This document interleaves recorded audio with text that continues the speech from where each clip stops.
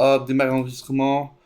Salut, bonjour à tous, j'espère que vous allez bien. Aujourd'hui, on se retrouve pour un format un peu particulier. On va maintenant nous vérifier les matchs sur Twitch. Mon Twitch est d'inscription et tout. Et ceux qui sont sur Twitch, bon, du coup, on mettra la vidéo sur YouTube juste après. Du coup, ce match entre l'Olympique Lyonnais et le Stade Brestois, premier match de retour, on va dire, de l'Olympique Lyonnais. Et l'OL ne s'arrête pas de gagner en 2026. Troisième match, troisième victoire de l'OL en 2026. Alors, du coup, si on fait un petit peu le bilan de ce match, on a eu un Noël qui s'est retrouvé à, enfin, un Noël qui s'est retrouvé à 11 contre 10, pour un rouge de Brest, de Del Castillo. Après un Noël qui a balbuté on va dire pendant une bonne vingtaine de minutes avant d'ouvrir le score par Pavel Schulz sur une magnifique, on va parler après Pavel Schulz, une superbe passe de Moreira, chose qui va contrôler, qui va faire un super contrôle orienté, et Pavel Schulz qui va dribbler le gardien, une frappe sans angle en lucarne. Alors Pavel Schulz pour un joueur qui est censé être nul tactiquement, bah, c'est vraiment pas mal. Le deuxième but vient 3 minutes plus tard avec une superbe action où Abner, encore lui Abner qui marque encore, une frappe en lucarne. Oh là là, la frappe en lucarne d'Abner, incroyable. Et puis on a failli marquer le troisième but pour tuer la fin de match. Mais mais du coup, pas but, parce qu'il y avait un hors-jeu de Testman.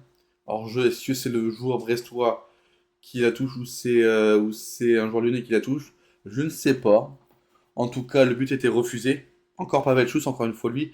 Dans les bons coups, un but redonné de surface, comme d'habitude. Voilà, bref. Et Brest qui vont réduire le score à la 87e avec Junior Edin et Bembé. Et là, le caca culotte. Et Dembélé avait une occasion de égaliser. À 10 contre 11, on aurait fait un gros caca culotte à la fin, sur les 10 dernières minutes, on va dire. On va plutôt sur les 5, 6, pour l'emploi additionnel, parce qu'à 2-0, t'étais tranquille. L'OL a su gérer le score, on n'a pas su tuer vraiment le match. Et s'est fait peur, a fait un gros caca culotte bien puant. Non, voilà, bref. J'espère que vous allez bien. Aujourd'hui, on va parler de la. Tiens, pour la première fois, je parle des buts avant la compo de Fonseca, elle est un peu bizarre. C'est un 4 en losange avec Hamner en 8, Hendrik sur le côté droit qui dézone. J'ai pas trop compris la- le schéma de jeu, on va dire. Mais Hamner, qui fait un bon match, n'est pas un milieu de terrain. Alors, savoir qu'on était privé de Coco Tuisso, mais rien à dire sur le match, mais bon. Hop, attendez, juste 2 minutes. Voilà, bref. Euh, bref. En soi, ça c'est pas le. Regardez, j'ai des petites notes en plus. Regardez. J'ai noté sur quoi ce truc? Le rouge, tiens, j'ai pas parlé du rouge. En plus, tiens, on va continuer à parler du coaching de Fonseca, un coaching vraiment bien pur à la fin. Ces changements n'ont rien à apporter. Notamment Aurel Mangala. Aurel Mangala, c'est un joueur que j'affectionne particulièrement. C'est un joueur qui a une bonne vibe, un bon mood et tout. Alors, par contre, son entrée hier, oh, il est lent, il est un peu en surpoids. Waouh, Mangala, c'est vraiment l'entrée puante, tout ça. L'entrée de Karabec, l'entrée de Rémi Imbert qui fait une en pro. Le coaching Fonseca et ses changements ont été vraiment mauvais. Ont été vraiment mauvais. Et ça, franchement, c'est vraiment dommage. C'est vraiment dommage ce qui se passe avec Fonseca. Mais voilà, bref. Du coup, Aurel Mangala n'est pas prêt. On va un peu, comment dire ça pour Aurel Mangala, mettre un peu plus d'accent. Aurel Mangala n'est pas prêt. À court physiquement, un peu en surpoids. Euh, Est-ce que c'est inquiétant? Je pense pas. Histoire des croisés, faut pas oublier. Mais attention, attention Aurel. C'est pas inquiétant, bref. Je sais pas quoi dire. Euh, Qu'est-ce que j'ai noté aussi? Euh, on va parler un peu de Brest. Brest qui. Alors, le rouge de Cassio, en fait, le rouge. En fait, mettre rouge n'est pas scandaleux, mettre pas rouge n'est pas scandaleux. Ok, il y a une grosse semaine, mais le geste n'est pas volontaire. C'est pas un fait de jeu, il a pas voulu faire mal. Il a pas fait exprès, mais il est rouge quand même. Alors, merci à De Castillo de,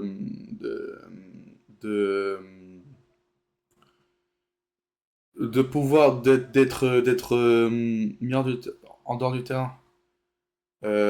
Car, comment dire ça? Parce que c'est un ancien Lyonnais, lui, c'est un Lyonnais, il marque souvent contre l'OL.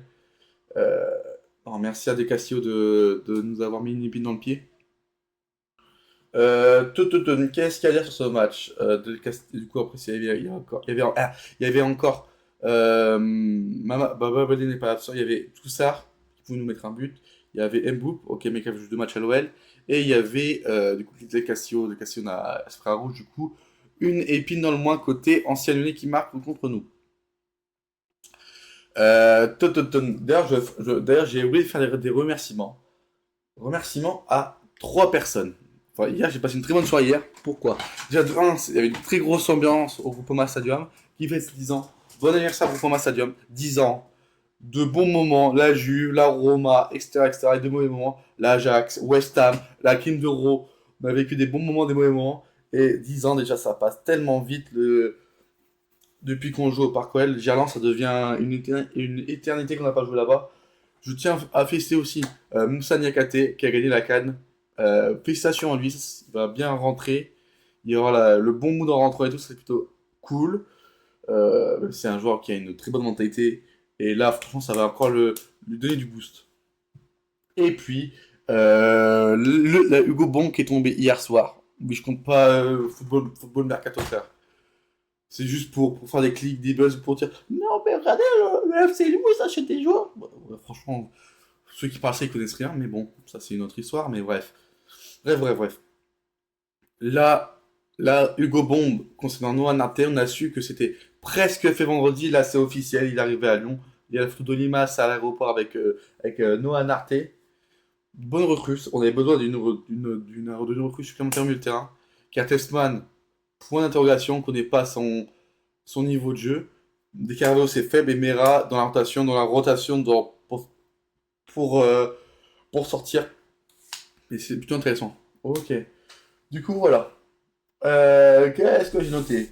Du coup, on a parlé de Moussa, on a parlé du groupe Stadium, on a parlé d'ailleurs, on va parler des points positifs. Comptablement, à savoir que franchement, ça fait plaisir que nos adversaires potentiels choquent. Rennes font nul contre le Havre, Lille qui perd contre Paris, et on s'est dit, et on connaît l'OL qui se choque ces occasions-là où ces prétendants, ces adversaires, enfin ces Ops, perdent des points. On a su gagner, l'important c'est les 3 points, même si on avait fait un gros caca cut à la fin, l'important c'est les 3 points. 3 victoires 2026, on est là les gars. Euh, enfin donc là, du coup on va passer au, du coup voilà. Pavel, on va parler de petit Pavel. On va commencer de on va parler un peu de Pavel. Pavel, but encore. Il pouvait avoir un doublé. Moi, je kiffe trop Pavel Chus. J'aime bien la dégaine du joueur, j'aime bien l'aura qu'il a. Et franchement, ce qu'il propose depuis le début de la saison, c'est vraiment pas mal. Et on va parler des recrues. On va parler des 4 recrues qui m'ont fait vraiment plaisir hier. Et voilà. Encore buteur. Il a un sens du but, il a un sens du placement, Pavel. C'est une dinguerie. Le but qu'il met pour un joueur qui se dit non, mais techniquement, ok, c'est pas Ryan Cherki, c'est pas Ronaldinho. Mais franchement, c'est loin d'être un guignol côté technique. Hein. Souvenez-vous des débuts de Pavel à l'OL. Il était perdu, tout ça, et là, il stat deuxième meilleur buteur de Ligue 1, je crois, au troisième, derrière Panicelli, pour un joueur qui est censé revenu techniquement, être un flop, on va dire. Parce que moi, j'attendais énormément Pavel Chouch. J'ai entendu des bons retours de des scouts, enfin des scouts, ceux qui suivent le championnat polonais. Euh, et 7 millions, ça reste quand même une somme. Vous allez me dire, ouais, mais 7 millions, c'est pas beaucoup. Mais dans cette OL là, estivale, 7 millions, c'est beaucoup. Et Pavel montre des choses intéressantes. Le meilleur buteur, moi je kiffe trop Pavel, c'est une dinguerie. Tototon Pavel qui continue, qui stat 9 buts, 12 buts, tout TTC. 9 buts en Ligue 1, il pouvait avoir un dixième si l'arbitre n'avait pas sifflé le hors-jeu. Est-ce qu'il y a hors-jeu, est-ce qu'il n'y a pas hors-jeu, je ne sais pas. Mais en soi, voilà, bref. Pareil, pareil, Afonso, C'est une des recrues où je m'attendais. Bon, ok, il est là, enfin, juste à rentrer. Et il postule plus qu'une, comment dire ça, qu'une place de remplaçant, de super sub de fou. C'est un super sub parce qu'il reste quand même inférieur à Mike Fofana. Mais pour une place de titulaire, perso, je le vois sur le terrain, je suis pas choqué. La collection Pavel-Alfonso, elle est vraiment pas mal. Encore un but de Pavel sur une passe d'Alfonso. Moi j'aime bien un petit Alfonso aussi, pareil. C'est un joueur qui en veut, qui a un certain volume, qui a une bonne qualité de passe, mine de rien, une bonne qualité de centre, qui est techniquement très bon. Sans ballon, il est très bon. Il a de la générosité. Franchement, bravo, monsieur Afonso, hein. J'attendais tellement pas à ce niveau. T'es un joueur ok, basique, mid, même, voire pas bon du tout. Là, il me fait mentir. Et j'adore que les gens me font mentir. Kluivert depuis le début de la saison, enfin, Kluivert, il commence super mal. Notamment un match contre Nice où il est fautif sur 2 buts. Alors là, on va dire depuis le match contre le Betis. Betis, il fait un bon match, malgré qu'on paye, il fait un bon match. Paris, il y a Kvaratskhelia sur ce côté. Il joue à droit, il y a Kvaratskhelia. Il le met dans sa poche. Euh... Saint-Cyr fait un bon match, mais Saint-Cyr, tu peux pas dire parce que Saint-Cyr, c'est une équipe de R1. Mais il fait un bon match. Toi, tu pourrais te dire, ouais, mais tu vois, il fallait être là, tu vois. Monaco, il y a Biretse et Balogun, il fait un gros match. La semaine dernière, Giroud, il fait un gros match. Là, il a quand même Ajorc, c'est des profils qui sont durs à manœuvrer et il est présent. Franchement, je suis plutôt content du match de Kluivert qui monte en puissance et qui, quand j'en ai parlé dans le débrief de la semaine dernière, on peut se permettre de remettre Mata à droite et je pense qu'on va faire un autre défense centrale. Camara, ça se parle de Camara du PSG en rotation, ça peut être pas mal avec une défense plus bien catée. Camara, Bourg en remplaçant et à droite, Mata et Maitland qui se combattent la concurrence. Et peut-être Maitland avec une concurrence beaucoup plus forte va se sortir les doigts du cul. Mais Maitland ne fait pas un match si horrible que ça. On parle après des notes, les gars. Mais Maitland ne fait pas un match si horrible que ça. Il fait pas un match genre à 10, à 8 9, 10, il fait un match à 6, ouais, bref. Vous avez compris. Et là, après la dernière recrue, Morton. Regardez, sur mes notes, j'ai marqué Morton. Est-ce qu'on voit pas? Morton. Oh, on voit pas, merde. Morton. Pouah, avec plein d'exclamations. C'est Morton, gros. C'est. Honnêtement, le match hier de Morton, je n'ai pas vu un milieu comme ça depuis Guimarães. Je vous dis clairement, les gars, je vous dis clairement, j'ai pas vu un milieu comme ça comme Guimarães. Les transversales qu'il a fait, les passes, la récupération, Morton, c'est waouh, waouh, waouh, les transversales. Oh, il n'a pas loupé une, tout était parfait et tout. Et ça, franchement, ça fait plaisir, ça fait plaisir, ça fait plaisir. Mais le match de Morton hier, j'en parle pas beaucoup sur la chaîne et tout, de Morton. Mais wow, Morton, c'est. Ouais, ouais, j'espère qu'on va le garder au moins 2 saisons. À mon avis, cet été, il va être très courtisé. On va avoir beaucoup de rumeurs. Morton, peut-être en PL sûrement, mais voilà. Et voilà, le recrutement cet été n'a pas été si horrible que ça. On s'est posé beaucoup de questions cet été. Qui est ces joueurs? Honnêtement, le recrutement, je connaissais juste Morton de nom. Adbour parce qu'il a joué à Atalanta et Rennes. Satriano parce qu'il a joué à Lens. Il a joué à Brest aussi. Et le reste, je connaissais pas. Carabel, je connaissais pas. Cleva de nom parce que c'est son père, mais sinon, je savais même pas qu'il avait un fils qui joue défense centrale à Casapia. Et voilà. Mais franchement, le recrutement cet été n'est pas si sûr que ça. Et on se posait des questions, on était déçus, on attendait trop, on était un peu. Moi, perso, comme je l'ai dit, je ne m'attendais pas à. Je ne. Comment dire ça? J'attendais pas grand chose à ce recrutement en live. Franchement, là, on peut se dire, on peut en attendre des choses. Et, et ça fait plaisir. Et on va faire la performance d'Hendrick. Hendrick qui est dans un côté assez perso. Mais au moins, il tente. Ça change de sa trait. Martin. Hendrick qui a tenté beaucoup, qui a raté, qui était bon techniquement, qui a eu certaines récupérations. Notamment la récupération, il fait son lob, mais Hendrick, un très gros match Hendrick. Passe D sur le but d'Adner. Il pouvait même, je pense, mettre un ou deux buts. Ce serait pas scandaleux, mais un bon match Henrik. Un bon match Henrik. Bon, on va passer aux notes, les gars, je pense. Attendez, ce qu'on va faire pour les notes? Qu'est-ce qu'on va faire? Comment on va faire pour les notes? Je pense qu'on va faire ça, tac. Tac. Attendez, ce qu'on va faire? Tac. Tac. Hop. Tac. Tac. Voilà pour les notes, les gars. Est-ce que vous voyez bien, les gars? Ouais, regardez, on est sur Pet, on a mis l'équipe et tout. Bref. Attends, je vois pas le chat, les gars. Voilà, c'est bon. Du coup, Grave. Un but encaissé. Un but encaissé. Il ne peut rien faire sur le but, mais en soi, c'est un bon jeu au pied. Il a fait une bonne sortie en première qui pouvait être dangereuse quand même. Mais la sortie elle est bonne, hein, mais juste si elle foire sa sortie, elle est dangereuse. Pour moi, ça vaut un bon 5,5 pour Griff. Oh là là. Il est très moche le 5 par contre, hein, pour les 5. Ok, Tagliafico. Bon match de Tagliafico. Bon match de Tagliafico. Sans être étincelant, il est sobre. Ah, bon match de Tagliafico. Solide défensivement. Ça va un bon 6 pour Tagliafico. Voilà. Mata. Peut-être le moins bon des quatre centrales, mais ça reste un bon match de Clinton Mata. Un match plutôt moyen, je veux dire. Un match plutôt moyen de Clinton Mata. Je vais être 5 pour Clinton Mata. Oh putain, il est gros par contre, hein. Ouais. Du coup. Chloé Verte. Ben, Chloé Verte, c'est un bon. C'est un bon 7,5 pour Chloé Verte.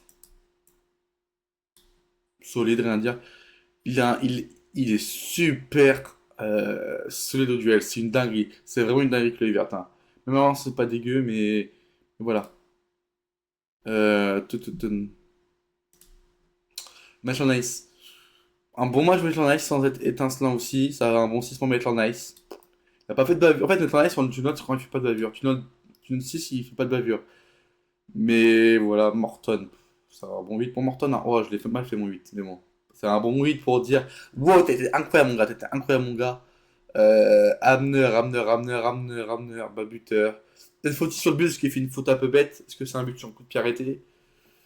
Hamner, ouais, c'est un bon 7 pour Hamner. Je pense que s'il fait pas la faute un peu bête, c'est un bon 8. Mais Hamner, bon match Hamner encore, hein, qui stade beaucoup, hein. Franchement, il a plus de buts que Serrano, hein. Testman, peut-être le moins bon du match, mais je ne pas trouvé son match si horrible que ça. Il fait pas un bon match, enfin, il fait pas un match exceptionnel, il fait pas un match dégueu. Et bon, pour ça va un bon 5, on va dire, il va être juste la moyenne pour Testman. Pavel, c'est un bon 7 pour Pavel. C'est un bon 7 pour Pavel. C'est. Ouais, je mets des bonnes notes, ouais, j'ai mis des bonnes notes, mais en soi, à part Testman et Mata qui mérite d'avoir une note un peu salée, le reste c'est du costaud, hein. Morera, pas sur décisif pour Pavel. Morera, c'est un bon 6 pour Morera. Il manque peut-être le but et tout, mais pas un bon 6 pour Morera. Hendrik qui a tenté. Franchement, c'est plaisir d'avoir un joueur comme ça, la qualité d'Hendrik. Henrik, c'est un bon 7 pour Henrik. Fonseca, tiens, on noté Fonseca, un bon F des familles. Fonseca, c'est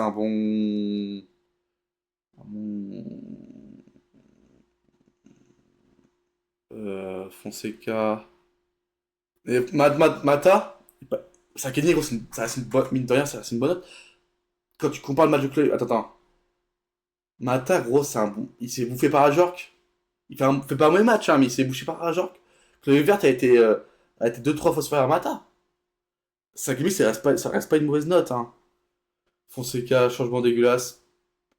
Hamner, on n'a pas compris son style de jeu, son fait par joueur, quand il s'est bouffé par joueur. On n'a pas vu le même match, hein. En même temps, c'est normal que Levert l'a muselé, mais à genre, gros, mais mais, oh, vas-y, frère, c'est bon. Fonseca, ses changements, euh, quelqu'un qui est à la fin. Ouais, mon gars, quand même, on va dire, attends, bon 6 Fonseca. Bon 6 pour Fonseca. Alors, je te dire, à Jork, c'est c'est un profil très très dur à défendre. Et Mata, il est pas à défendre sur ce profil-là. Moi aussi, j'étais au stade, hein. Et Mata s'est fait bouffer par un joueur qu'un. Mata aime pas défendre sur ce profil, aime pas défendre sur ce profil, genre, genre des attaquants qui sont grands et qui sont puissants. Kluivert, il est incroyable sur ça. Kluivert, il a défendu sur Giroud, sur, sur Giroud, sur Balogun, sur Biret, il les a foudroyés. C'est quoi ces attaquants physiques? Mata, quoi, un attaquant physique. Mais il a gagné sur qui? Sur Mata? Mais, pour toi, ok, d'accord. Il s'est bouffé, pas que duel rien, mais duel physique. Mata s'est fait bouffer. Mais bon, ok, d'accord, si tu crois ça. Pour moi, perso, pas trop de match. Il fait pas un match dégueulasse, Mata. Il fait pas un match genre 5,5, ça reste une bonne note, mine de rien, tu vois. Tu vois, ça reste une bonne note 5,5, tu vois. Parce que regarde, j'ai une note 7 parce qu'Henrik fait un gros match, Pavel fait un gros match, Amner fait un gros match, Morton, il fait un match exceptionnel. Tagliafico, maintenant, ils font un match, bon match en plus, Griff. Ok, bah, c'est bon. T'as juste Tessman. Parce que je dis, il se fait bouffer physiquement dans le duel aérien, tout ça, mais bon, après, bon, ok. Sakali, ça c'est une bonne note, mine de rien. Moi, pourquoi je mets 6 à Fonseca, je vais mettre moi, je vais mettre 5 à 5,5 à Fonseca, en gros, calcul là, mine de rien. Bon, bah voilà, bon, les notes. Du coup, il y a du coup match, il y a un match 18h45 jeudi en Europa League match pas diffusé à la télé française car il y a juste match pas diffusé car il y a le sponsor de Young Boys de Bern, je crois que c'est un sponsor si pas de bêtises, c'est un sponsor sur le Paris sportif qui n'est pas interdit en France, je sais pas quoi. Bah, par contre, Tessman, oui, il fait pas. Ah, par contre, j'ai pas dû en parler, mais la frappe de Tessman, là, oui, Henrik il donne un putain de ballon. La Tessman, Tessman, pareil, je l'ai pas. Tu vois, bref, j'ai mis 5 mais juste qu'on a gagné. Hein. Mais sinon, je le trouvais sop, Tessman. Hein. Ah, tu sais quoi, Tessman, je vais le. Tiens, je sais pas, Tessman, je vais le mettre, je vais le mettre à 4,5. Il fait pas mon match. Mais du coup, contre Young Boys, du coup, le match pas diffusé. J'espère qu'on trouvera un lien de streaming bizarre et tout en russe ou je sais pas quoi. Après, Metz la semaine prochaine. Euh, mais Tessman, ça reste un. Pour moi, je sais pas ce qui se passe avec Tessman. Début de saison, genre, il était. Le début de saison de Tessman, c'était c'est du costaud. Et là, je trouve un peu de non-chance, mais bon, je sais pas. Non. Du coup. Morton, non. Du coup, le flop du match. Du coup, pour vous, c'est quoi le flop du match? Pour moi, perso. Non, top. Top pour moi, top. Euh, moi, je pense que Tessman joue pas à son poste. Moi, je pense qu'on poste, dans un 4-2-3-1 avec Tessman. Tessman dans un 4-2-3-1 avec Tessman et Tolisso ou Morton, tu vois. Mais dans cette registre-là, dans un numéro 8, je pense pas que c'est son poste. Après, bon, vous pouvez marquer un but, mais bon, bref. Euh, Tom Morton. Mention spéciale à Pavel, à Henrik, à Hamner et à Kluivert. Et en flop, ben, Tessman. Hein. Après en flop, non, soit non, Tessman était vraiment au-dessous des autres. Même malgré il fait pas un match si heureux que ça, mais c'est 4,5, hein, j'ai mis la moyenne parce que tu vois, on a gagné, mais franchement. Ouais. Bon, bah du coup, voilà, bref, c'est la fin du débrief. Ah, bah d'ailleurs, ouais, bah, après, moi je pense qu'il fait entrer un Berre,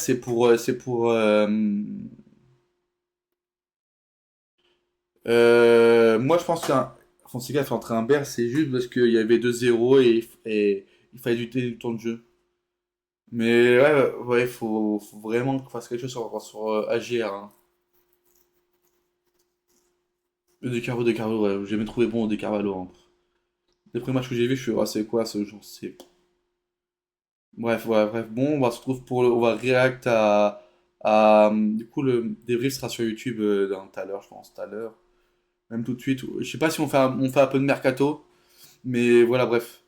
Si on va faire un peu de mercato, allez, bisous YouTube.